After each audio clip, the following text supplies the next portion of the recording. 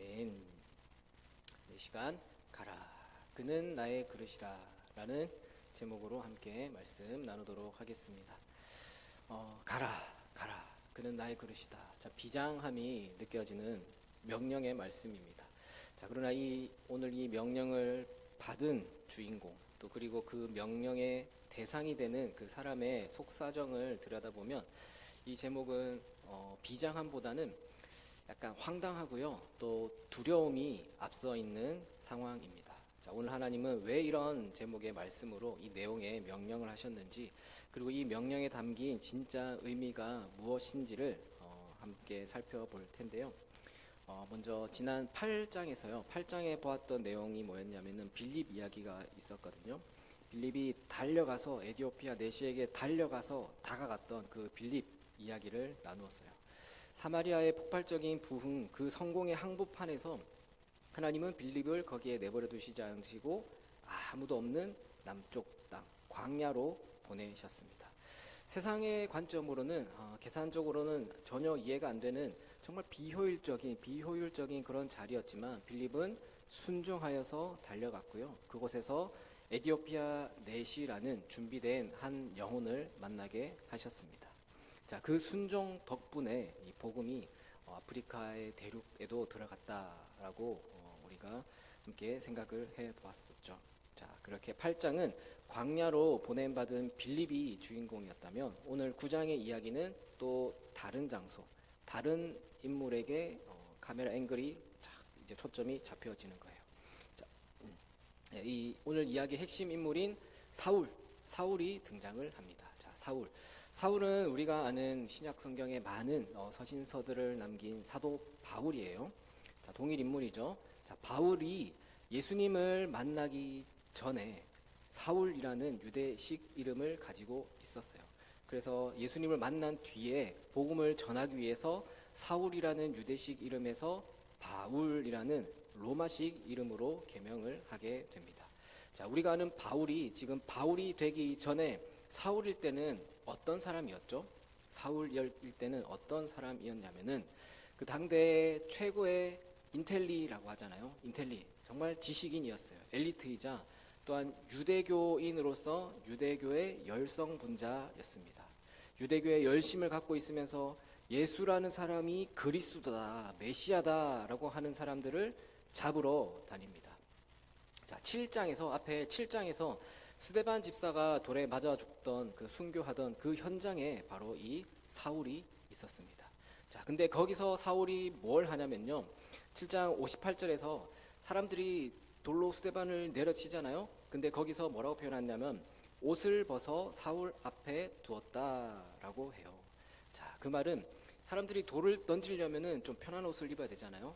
자, 그때는 긴 옷, 가운 같은 것을 입고 있으니까 불편해요. 그래서 겉옷을 벗어야 제대로 자세를 잡고 돌을 던질 수 있으니까 옷을 벗어둬야 하는데 사울의 발 앞에 두었다라는 건요, 사울이 그 자리에 책임자다라는 말입니다.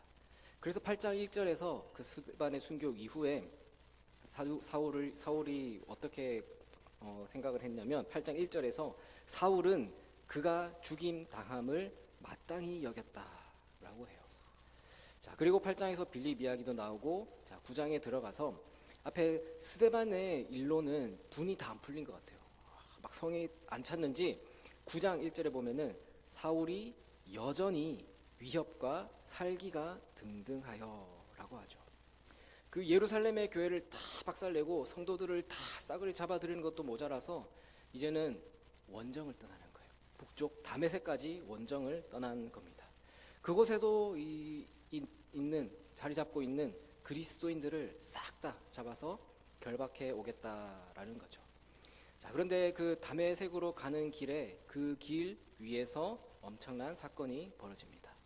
호련히 하늘에서 빛이 사울을 둘러싸고 사울아 네가 어찌하여 나를 박해하느냐 라는 그 예수님의 음성을 듣게 됩니다.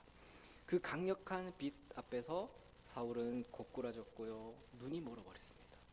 천하무적 같던 그 사울이 이제는 사람들의 손에 끌려서 다메섹 시내로 들어가게 됩니다.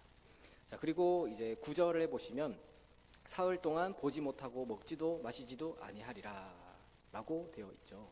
완전히 이 밑바닥으로 다 내려가 버린 거예요. 완전히 무너져 버렸습니다.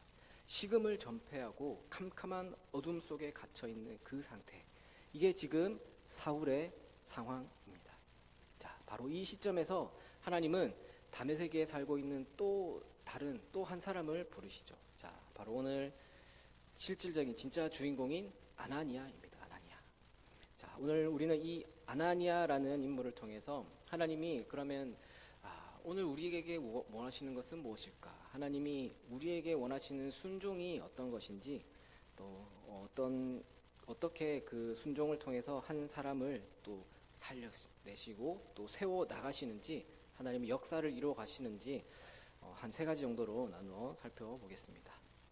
자, 먼저 첫 번째로 하나님이 우리에게 원하신 게 뭐냐? 그러면 첫 번째는 성도라면요, 성도에게는 나의 상식이 아닌 주의 음성에 귀를 기울여야 한다라는 것을 말해주는 거예요. 성도는 나의 상식, 내 기준이 아닌 하나님의 음성에 귀를 기울여야 합니다. 자, 오늘 10절, 오늘 본문 10절을 보십시오. 10절을 보시면, 그때 다메섹에 아나니아라 하는 제자가 있더니 주께서 환상 중에 불러 이르시되 아나니아야 하시거늘 대답하되 주여 내가 여기 있나이다 하니. 자, 아나니아를 부르셨어요. 아나니아를 부르셨는데 아나니아는 뭐 사도도 아니고요, 유명한 지도자도 아니었습니다. 그저 다메섹에 사는 신실한 제자 중에 한 명이었습니다. 자, 아마 지금 사울이 온다는 소문을 듣고 잔뜩 긴장을 해가지고 숨죽여서 기도하고 있었을지도 모르고요. 자, 그런데 그때 아나니아를 주님이 부르시는 거예요. 그리고 이 11절에서 아주 구체적으로 주소를, 내비게이션을 탁 찍어주는 거예요. 자, 11절에서 뭐라고 하시냐면은 주께서 이르시되 일어나 직가라 하는 거리로 가서 유다의 집에서 다소 사람 사울이라 하는 사람을 찾으라. 그가 기도하는 중이니라. 자, 아나니아에게 말씀하시는 거예요. 자, 얼른 그 직가라는 게 직선할 때 직이랑 거리예요. 스트레이트인데 스트리트. 아무튼 그 직가라는 주소를 정확하게 찍어주신 거예요. 거기 가면 유다의 집이 있는데 유다라는 사람의 집에 가면 다소 사람 사울이 있을 거야. 거기서 기도하고 있을 거야. 그리고 내가 아나니아라고 하는 사람이 너한테 갈 거야. 그러니까 아나니아가 네 눈을 다시 보게 해줄 거야 라고 얘기를 다 해뒀어. 그러니까 아나니아야 가봐라 라고 하는 거예요. 자, 근데 문제는 정확하게 어디로 가야 되는 게 문제가 아니라 거기 있는 누구를 만나야 되는지가 문제예요. 누구를 만나라고 하시죠? 사울. 지금 직가라는 곳에 유다의 집 주소는 정확하게 알려줬는데 누구를 만나라고 하셨냐면은 사울을 만나야 된다는 게 지금 문제인 겁니다. 자, 이 사울이라는 이름을 듣는 순간 아나니아의 심정이 아마 덜컥 내려앉았을지도 몰라요. 사울은 그냥 핍박하는 사람, 핍박자 중에 한 사람이 아니었어요. 스데반 집사님이 순교하던 그 끔찍한 날에 사람들이 돌을 던지려고 옷을 벗어놓는 그 책임자가 누구였습니까? 사울이잖아요. 그 처형 현장의 감독관이자 총책임자였던 것이죠. 자, 아나니아 입장에서 보면은 이 사람은 그냥 뭐 깡패, 뭐 용역 같은 그런 수준이 아니라 교회를 없애버리기로 작정한 합법적인 살인 면허를 가지고 있는 지휘관이나 마찬가지였던 거예요. 그러니까 그 사람한테 가라니까 얼마나 무서웠겠습니까? 자, 그래서 13절과 14절에서 아나니아의 솔직한 심정이 터져 나오는 거예요. 13절을 보시면 아나니아가 대답하되 주여 이 사람에 대하여 내가 여러 사람에게 듣사온즉 그가 예루살렘에서 주의 성도에게 적지 않은 해를 끼쳤다 하더니 여기서도 주의 이름을 부르는 모든 사람을 결박할 고난을 대제사장들에게서 받았나이다 하거늘. 주여 제가 그 사람의 소문을 들어서 알고 있습니다. 그 사람이 예루살렘에서 우리 성도들에게 얼마나 끔찍한 해를 끼쳤는지 아시잖아요. 지금 여기 온 것도 우리 같은 사람, 저 같은 사람 지금 잡아가려고 체포영장을 들고, 아니 살인영장을 들고 가지고 왔는데 저보고 그 사람한테 가라고요? 가서 죽으라고요? 라고 항변을 하는 거죠. 자, 여러분 한번 상상을 한번 해봅시다. 자, 지금이 일제강점기예요. 자, 구한말 일제강점기입니다. 자, 실제로 이 동네 이 근처에 많은 3.1 운동 그런 일이 있었잖아요. 저기 승동교회 그 지하에서 그 3.1 뭐라고 그러죠? 독립선언문 그것도 준비했다고 하고, 또 우리 이 종로 이 길가에 보니까 조그만 비석으로 무슨 터 뭐 했던 자리 이런 게 많더라고요. 자, 우리가 지금 그 시대에, 일제 강점기 시대에 독립운동을 하는 독립운동가들, 우리가 비밀 요원들이에요. 자, 근데 일본 순사들이 지금 눈에 불을 켜고서 우리를 잡으려고 혈안이 되어 있습니다. 자, 그 중에서도 특히 이 독립운동하는 그 사람들 잡아가지고 닥치는 대로 고문하고 막 눈에 혈안을 켜고 잡아들이고 있는데, 자, 그 중에서 독립투사들을 잡아다 가지고 가장 잔인하게 고문하기로 악명 높은 나카무라 순사가 있어요. 나카무라가 순사가 있는데, 저기 광화문에 조선 총독부에 가면은 그 사람이 있어요. 자, 근데 어느 날 우리 독립군 대장이 뭐 예를 들어 김구 선생님이 와가지고 저한테 얘기를 하는 거죠. 우리한테 얘기를 하는 거예요. 이보시기에 동지, 지금 총독부에 가면 나카무라가 있는데 지금 아파서 누워 있네. 지금 이 약을 가져다 줘야 되네. 가져다 주고 또 병 간호도 해주고 자네가 다녀오게 라고 한다면 순순히 갈 수 있겠습니까? 이 말이 돼요? 가면 내 발로 그냥 감옥에 들어가는 거나 마찬가지예요. 아니, 죽으러 가는 거나 마찬가지예요.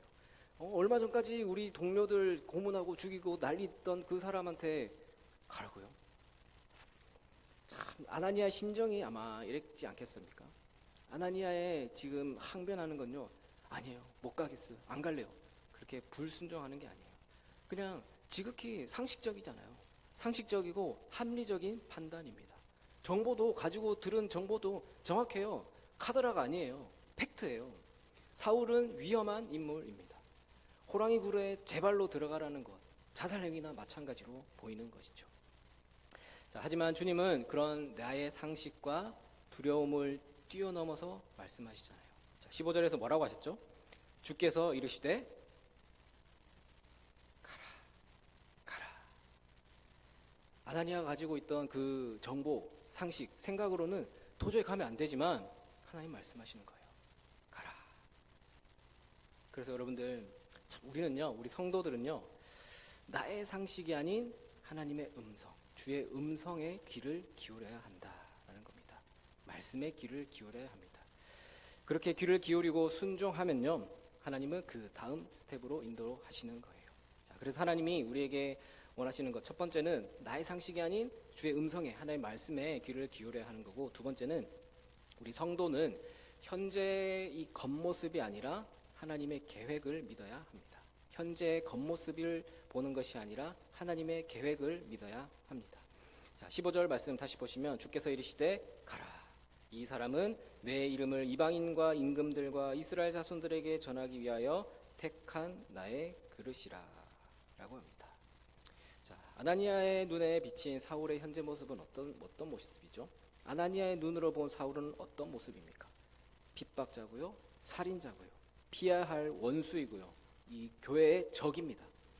그러나 하나님의 눈으로 본 사울은 어떤 사람이죠? 택한 나의 그릇이라. 자, 여기서 이 그릇이라는 단어가요, 순전히 우리가 뭐 물을 담고 밥을 담는 그런 그릇을 말하는 게 아니라요, 귀하게 쓰이는 도구, 어떤 무기를 뜻하기도 해요. 그러니까 아나니아는 사울이 휘두르는 그 피 묻은 칼을 보고서 두려워하고 있는데, 하나님은 그 사울 자체를 로마 제국을 정복할 복음의 무기로 보고 계신 것이죠. 그러니까 이게 하나님의 시선이에요. 우리는 그 겉모습만 보고 판단하잖아요. 그 사람의 과거를 보고 판단합니다. 현재 그 사람이 하는 행동을 보고 판단을 해요. 아, 그 장로 그 말이야, 그 권사 말이야, 그 집사 말이야 하는 거 보니까 안 되겠다고. 저 사람은 안 돼. 저 사람은 너무 거칠고 나한테도 막 못되게 굴고 절대 안 된다고. 우리의 눈에는요, 보이는 겉모습만 보고 빨간 딱지를 붙여버리는 게 우리 사람의 시선이에요. 하지만 토기장이 되신 하나님은 다릅니다. 진흙덩어리같이 투박하고 뾰족해서 찔리기 쉬운 그런 사울을 빚어서 이방인과 왕들 앞에 복음을 전한, 정말 쓰임받을 만한 그 명품 그릇으로 만드실 계획을 하나님은 이미 가지고 계셨다라는 것이죠. 참, 그래서 여러분들, 우리 주변에도, 여러분들 주변에도 사울 같은 사람, 지금 기준에 사울 같은 사람 있지는 않습니까? 뭐 직장이든 우리 교회든 가정에서든 어디서든 그런 사람 왜 없겠어요? 다 있죠. 도저히 말도 안 통하고 나를 힘들게만 하는 그 사람 있어요.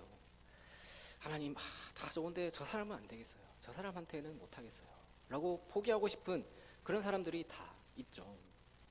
그런 우리에게, 그런 마음을 가지고 있는 우리에게 말씀하시는 거예요. 오늘 그런 마음을 가지고 있는 아나니아에게 말씀하셨던 겁니다. 아나니아야, 너는 그의 사나운 눈빛을 보지만 나는 그가 흘릴 회개의 눈물을 보고 있다. 너는 그의 현재 모습을 보고 있지만 나는 그의 미래 모습을 보고 있다. 그는 나의 택한 그릇이다. 우리의 좁은 식견과 판단을 내려놓고 그 사람을 향한 하나님의 크신 계획을 신뢰하는 것이 하나님의 계획을 믿는 성도로서의 자세다라는 거죠. 자, 그리고 세 번째로는 성도는요, 형제됨을 선포하고 치유의 통로가 되어야 됩니다. 우리가 성도로서 우리가 서로를 형제로 품고 또 치유하는 그런 귀한 축복의 통로가 되어야 합니다. 자, 무슨 말이냐면 이 아나니아의 위대함이 오늘 여기에 있는 거예요. 아나니아는 자기의 상식, 자기가 가지고 있는 두려움, 자기가 가지고 있는 판단을 다 내려놓고 즉시 순종합니다. 그래서 17절을 보시면 아나니아가 떠나 그 집에 들어가서 그에게 안수하여 이르되. 자, 여기 장면을 또 한번 상상해 보십시오. 아나니아가 직가라고 하는 그 거리에 가서 유다의 집에 문을 열었어요. 노크를 했어요. 들어가니까 어두컴컴한 방에 한 남자가 막 입을 덮어쓰고 끙끙 앓고 있는 거죠. 며칠 전까지만 해도 아주 살기가 등등해서 씩씩거렸던 그 사울이 지금 눈이 멀어서 앞도 못 보고 식음을 전폐하고 꼴꼴 굶어가지고 초췌한 모습으로 아마 벌벌 떨고 있었을 것 같아요. 자, 아나니아는 그런 사울에게 다가가서 손을 얹는 거예요. 안수하는 거예요. 그리고 입을 열어서 첫 마디를 건넵니다. 자, 이 건네는 이 말이 오늘 본문, 오늘 설교 핵심이자 사울의 인생을 바꾼 결정타예요. 아나니아가 안수하여 손을 얹어서 뭐라고 하죠? 형제 사울아, 형제 사울아. 자, 여러분들 이게 쉬운 말일까요? 그냥 건네는 말일까요? 불과 며칠 전까지만 해도 내 친구들, 내 가족들, 내 신앙의 동지들을 감옥에 쳐넣고 죽이려고 했던 원수입니다. 이를 갈아도, 이를 다 뽑아버려도 시원찮을 그런 사람이잖아요. 그런데 그 사람에게 손을 얹고 형제여 라고 부르는 거죠. 단순히 호칭을 부르는 문제가 아닙니다. 그 말에는요, 당신을 용서합니다. 당신을 있는 그대로 받아들입니다. 당신은 이제 더 이상 남이 아니라 우리의 형제 자매, 우리의 가족입니다. 라는 그 사랑의 메시지가 담긴 선포인 것이죠. 그래서 앞에 8장에서 빌립은 에디오피아 내시에게 다가가서 질문을 했다면 오늘 아나니아는 이 원수 같은 사울에게 다가가서 따뜻하게 손을 얹어 주었습니다. 아직 세례로 받기 전이잖아요. 세례 받기 전이고 검증이 안 됐어요. 아직 검증이 안 됐지만 아나니아가 손을 얹어서 형제요 라고 그렇게 불러줬을 때 사울의 마음속에는 어떤 마음이 들었을까요? 어떤 일이 그 마음속에 일어나고 있을까요? 아마 눈에서 비늘이 벗겨지기 전에 아마 정말 차갑게 얼어붙어 있던 그 마음의 빗장이 사르르 풀렸지 않았을까요? 누가 나한테 찾아왔는데 하는 말이 형제요. 내가 지금 잡으러 갔던, 내가 죽이려고 하던 그 예수 믿는 그리스도인들이라는 그 사람들을 잡으러 가고 있는데 그 사람이 나한테 와가지고 형제요 라고 하는 거예요. 얘네들이 믿는 예수가 진짜구나. 예수가 살아계시는구나. 그 예수를 믿는 자들은 나 같은 이런 사람도 형제로 받아주는구나 라는 그런 마음이 들지 않았겠습니까? 그래서 18절을 보면 즉시 사울의 눈에서 비늘 같은 것이 벗겨져서 다시 보게 됩니다. 자, 육신의 눈만 뜨게 된 게 아니라 영혼의 눈이 뜨인 거죠. 그리고 일어나서 세례를 받고 또 19절에서 음식을 먹고 강건해지는 거예요. 자, 아나니아의 순종, 그 한 번의 안수, 손을 얹고 따뜻한 말, 형제여 라는 그 말 한마디가 사울이라는 위대한 사도를 바울로 변화시키는 중요한 역할을 한 것입니다. 그 뒤로 성경을 보면요, 아나니아는 이제 안 나와요. 아나니아는 더 이상 나오지 않습니다. 아나니아는 사울을 바울로 되게 하고 조용히 역사의 뒤로 물러가게 되는 것이죠. 그러나 우리는 알아요. 우리는 압니다. 아나니아가 없었다면은 지금 이 사울도 바울도 없었을 거라는 거예요. 그래서 사랑하는 우리 성도 여러분, 오늘 참 이 제목 가라 그는 나의 그릇이다 라는 이 말을 다시 한번 생각해 봤으면 좋겠어요. 자, 이 말씀은 바울이 하나님이 사용하시는 그릇이다 라는 그 뜻이기도 하지만 동시에 아나니아야, 너 또한 내가 쓰는 귀한 그릇이다, 사랑의 그릇이다 라는 뜻이기도 해요. 하나님은 사울을 이방인을 위한 나의 그릇으로 쓰시려 했지만 그 그릇을 사용하기 위해서는, 그 그릇에 무엇을 담기 위해서는 그 뚜껑을 열어야 되는데 그 뚜껑을 여는 게 아나니아였던 거죠. 아나니아의 그 용서하고 사랑의 마음이 있었기 때문에 이 바울이 귀한 그릇이 될 수 있었던 겁니다. 그래서 여러분들, 빌립은 모르는 사람에게 갔어요. 빌립은 누구를 만날지도 모르고 그냥 갔어요. 근데 아나니아는 가면 죽을 것 같은 그 상황을 알지만 그래도 갔습니다. 빌립은 그 성공의 자리를 포기했지만 아나니아는요, 안전한 그 안식처를 내려놓고 포기하고 간 거예요. 그래서 우리도 마찬가지로요, 이제 한 해를 마무리하고 있잖아요. 이 시기에 우리의 마음에도 뭔가 참 찝찝하고 참 마음에 맺혀 있어서 풀지 못한 게 있다면은 풀어야 할 때가 되지 않았겠습니까? 하나님은 오늘 우리에게도 아나니아와 같이 그렇게 그런 마음을 가지기를 원하시는 거예요.